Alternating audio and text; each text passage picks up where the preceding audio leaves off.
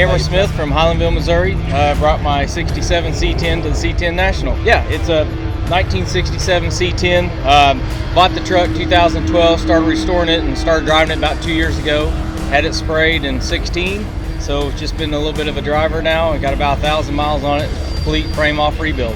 So originally it was a 6-cylinder 3-speed truck step side. We've converted it to a fleet side big block 496 stroker, 700R transmission, kind of mini tub the rear end, and just a nice cruiser, nice air conditioner. It's just pleasant driving down the road. It's the full process. I mean, anywhere from tearing it down and getting to tube airframe rails, working on the chassis, getting that all built back, piecing stuff together, researching, seeing how things to go together, and making it exactly the way I wanted it and not how other people would chose to do something. And so yeah, I mean, and now that it's done and driving, it's just continue to enjoy it the way it is.